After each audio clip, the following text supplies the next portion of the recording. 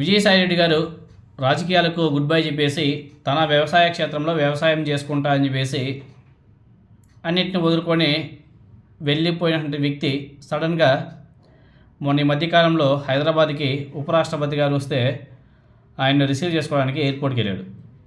తర్వాత మొన్న విజయవాడకి ఏదో సిఐడి వాళ్ళు పిలిస్తే కాకినాడ పోర్టుకు సంబంధించి విచారణ కోసం అక్కడ ఏదో ప్రెస్ మీట్లో ఏదో చెప్పాడు. కోటరీకి సంబంధించి జగన్ కోటరీ, ఆ కోటరీ వదలాలి, లేకపోతే ఎమ్మెల్యేగా కూడా గెలవలేడు, పార్టీ నడపడం చాలా కష్టం అని చెప్పేసి చెప్పాడు. తర్వాత ఆయన ఎప్పుడైతే కోటరీ గురించి మాట్లాడారో తర్వాత వైఎస్ఆర్ కాంగ్రెస్ పార్టీ నాయకులు కూడా కొంతమంది స్పందించారు.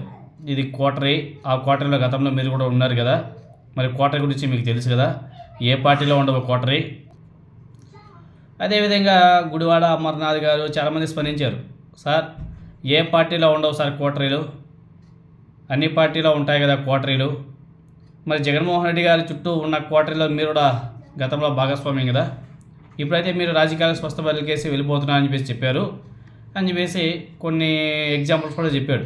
తెలుగుదేశం పార్టీలో నారా చంద్రబాబు నాయుడు గారి చుట్టూ కోటరీ లేదా, నారా లోకేష్ నాయుడు గారి చుట్టూ కోటరీ లేదా, లేకపోతే బీజేపీ చుట్టూ కోటరీ లేదా అని చెప్పేసి కూడా ఆయన కొంచెం ఘాటుగానే స్పందించడం కూడా జరిగింది. అదేవిధంగా కాకాని గోవర్ధన్ రెడ్డి గారు, అంబటి రాంబాబు గారు చాలామంది స్పందించారు.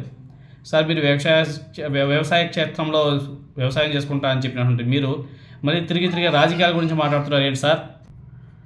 అదేవిధంగా మళ్ళీ మొన్న మళ్ళీ ఎక్స్లో ఒక పోస్ట్ చేశాడు.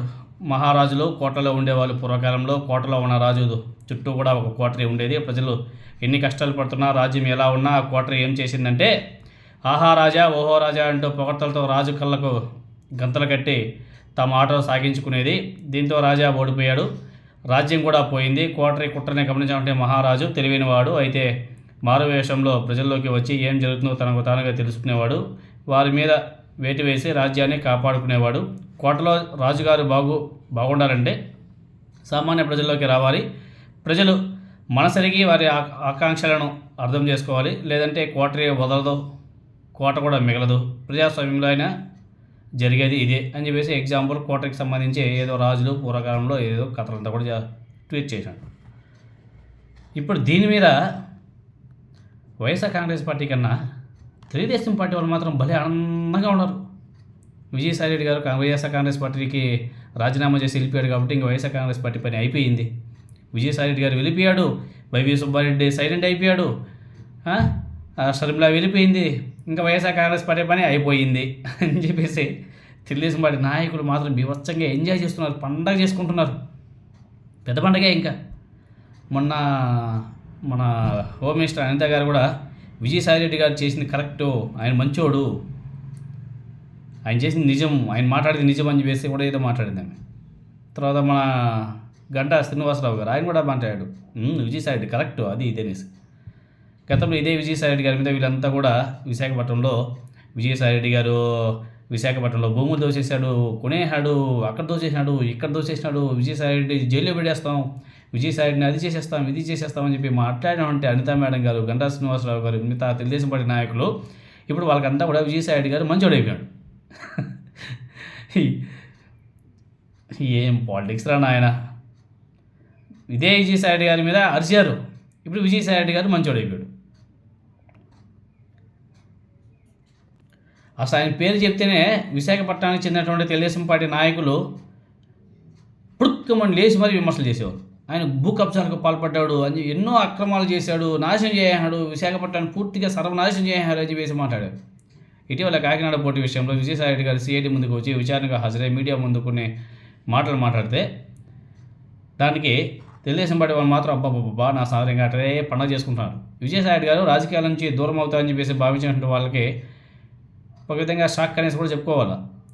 ఆయన వైఎస్ఆర్ కాంగ్రెస్ పార్టీని కార్నర్ చేయడం తెలుగుదేశం పార్టీ తమ్ములకు మాత్రం ఆనందాన్ని గట్టిగా ఇస్తుంది. అందుకే ఆయన్ను వెనకేసుకొస్తున్నారు విశాఖపట్నం జిల్లాకు చెందినటువంటి మాజీ మంత్రి గంటా శ్రీనివాసరావు. అయితే దీని మీద ఆయన మాట్లాడుతూ జగన్ కోసం ఆయన 16 నెలల జైలు జీవితాన్ని అనుభవించాడు, సానుభూతిని వ్యక్తం చేయడం విశేషం, జగన్ చెప్పినదల్లా చేసి ఆయనకు ఎంతో సహకరించిన విజయసాయిరెడ్డి గారిని పక్కన పెట్టేశాడు అని చెప్పేసి గంటా శ్రీనివాసరావు గారు మాట్లాడుతున్నారు. అదేవిధంగా ఇప్పుడు విజయసాయిరెడ్డి గారికి చంద్రబాబు నాయుడు గారి మీద ప్రేమ కలిగింది అని చెప్పేసి వైఎస్ఆర్ కాంగ్రెస్ పార్టీ నాయకులంతా కూడా చాలామంది ప్రచారం కూడా చేస్తున్నారు. చేస్తున్నారు. అదేవిధంగా విజయసాయిరెడ్డి గారికి అది తప్పు అని చెప్పేసి తెలుగుదేశం పార్టీ నాయకులు మాట్లాడుతున్నారు. విజయసాయిరెడ్డి గారికి చంద్రబాబు నాయుడు గారి మీద ప్రేమ కలిగిందని చెప్పేసి వైఎస్ఆర్ కాంగ్రెస్ పార్టీ నాయకులు చెప్తుంటే అది తప్పు అని చెప్పేసి తెలుగుదేశం పార్టీ నాయకులు అంటున్నారు. విజయసాయిరెడ్డి గారికి జగన్ మీద ద్వేషం కలిగింది, మనసు విరిగిపోయింది అని చెప్పేసి ఆయనే చెప్పినా దాన్ని వైఎస్ఆర్ కాంగ్రెస్ పార్టీ నాయకులు వక్రీకరిస్తున్నారని చెప్పేసి మన గంటా శ్రీనివాసరావు గారు మాట్లాడుతున్నారు. ఎవరిని నమ్మకుండా ఉన్న జగన్ చివరికి ఒంటరిగా రాజకీయ ఏకాకిగా మారిపోతాడు అని చెప్పేసి కూడా మాట్లాడుతున్నాడు. జోషన్ చెప్తున్నాడు ఒక రకంగా చెప్పాలంటే. అంతేకాదు విజయసాయిరెడ్డి గారికి చంద్రబాబు నాయుడు గారి మీద ప్రేమ పుట్టలేదు అని చెప్పేసి గంట అంటున్నది నిజమే అనుకున్నా సరే ఆయన మీద తెలుగుదేశం పార్టీ నేతలకు సానుభూతి పుట్టడమే విశేషం ఇక్కడ. అదే విచిత్రం, రాజకీయాల్లో ఎదుటివారి ప్రత్యర్థులు తమకు మిత్రులు అన్న సూత్రం పనిచేస్తూ ఉంటుంది. విజయసాయిరెడ్డి గారు ఇప్పుడు వైఎస్ఆర్ కాంగ్రెస్ పార్టీకి జగన్మోహన్ రెడ్డి గారికి దూరం అయ్యాడు కాబట్టి తెలుగుదేశం పార్టీకి ఆయన మంచివారుగా కనిపించవచ్చు, అంతే కదా.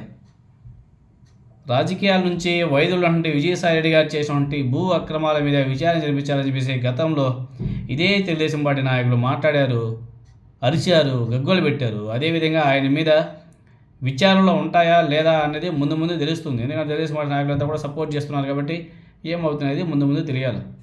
బాబా అంతే, రాజకీయం అంటే అలానే ఉంటుందేమో.